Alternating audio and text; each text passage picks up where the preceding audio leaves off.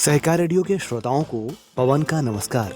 साथियों, व्यंग श्रृंखला खरी खरी की इस ताजा तरीन कड़ी में आइए एक बार फिर सुनिए पत्रकार, लेखक और कवि विष्णु नागर जी का एक और ताजा तरीन व्यंग लेख, देशद्रोहियों की बढ़ती तादाद।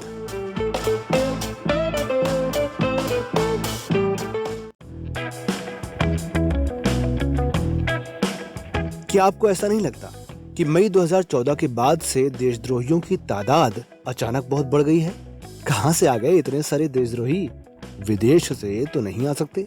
मेरे आसपास मुसलमान थोक भाव से देशद्रोही हो चुके हैं। 2-4-10 ऐसे होंगे जो संदिग्ध देशभक्तों की श्रेणी में होंगे। सरकार की नीतियों और कार्यक्रमों के विरोधी सब देशद्रोही हैं। कम्युनिस्ट देशद्रोही, कांग्रेस देशद्रोही और भी सब विपक्षी दल देशद्रोही। किसानों को न जाने क्या सूझी, वे भी देशद्रोही खालिस्तानी वगैरह बन बैठे हैं। अनाज भी उगा रहे हैं और देशद्रोह भी कर रहे हैं।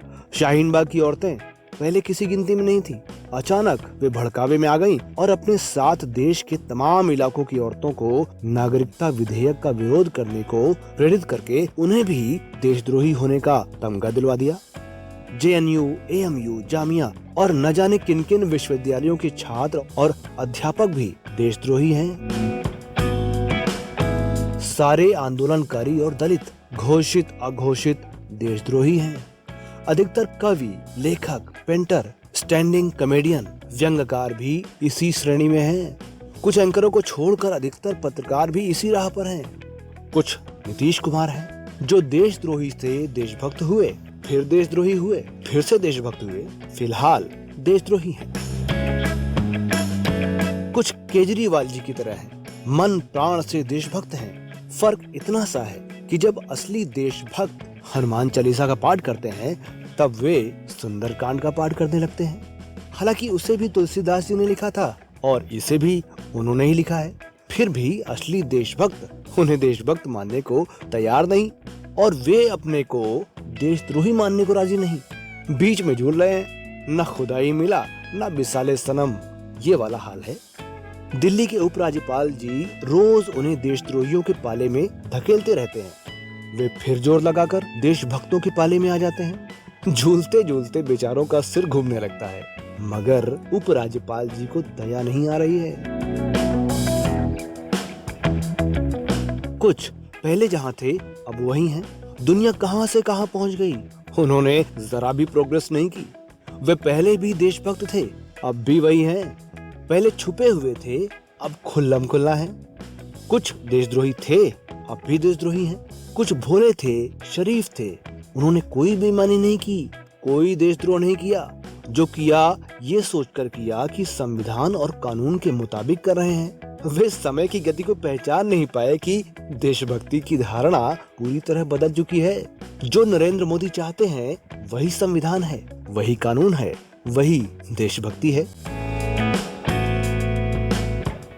हम देशद्रोहियों की पक्की सूची में हैं। हम औचक धर लिए गए देशद्रोही हैं। हमारा करियर भी गया, देशभक्ति भी गई और ऊपर से नौकरी पर खतरे की तलवार लटक गई।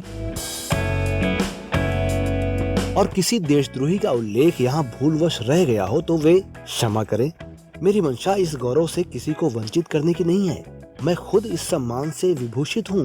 मैं तो चाहता हूँ कि 2024 तक देश की पूरी जनता देशद्रोही हो जाए और देशभक्त मोदी जी और शाह जी ही रह जाए।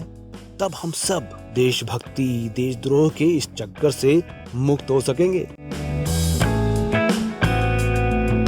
मैं आपकी तरह मई 2014 से पहले ना तो देशभक्त था ना देशद्रोही, कुछ नहीं था, आम नागरिक था। अब दोहरा दायित्व संभाल रहा हूँ। अब जो था वो भी हूँ और देशद्रोही भी हूँ। इतने सारे देशद्रोही हो चुके हैं, इसका अर्थ ये नहीं कि देशभक्तों से देश खाली हो चुका है। सच ये है कि देश देशभक्तों से ठसाठस भर चुका है।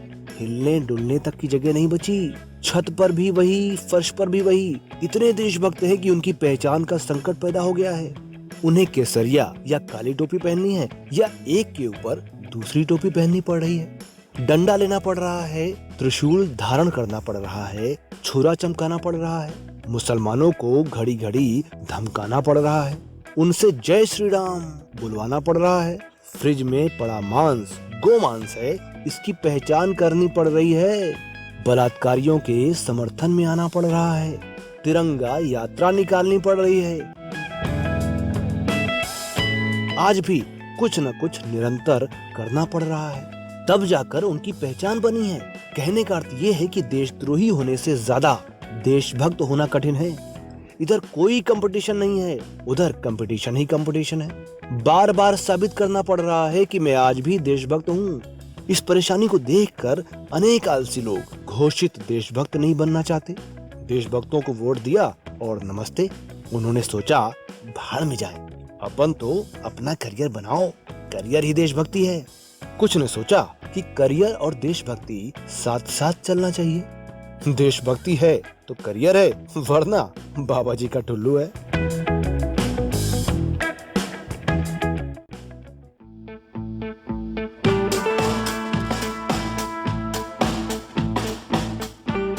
तो श्रोताओं, अभी आप सुन रहे थे व्यंग श्रृंखला खरी खरी की इस कड़ी में पत्रकार, लेखक और कवि विष्णु नागर जी का एक और ताजा तरीन व्यंग लेख, देशद्रोहियों की बढ़ती तादाद।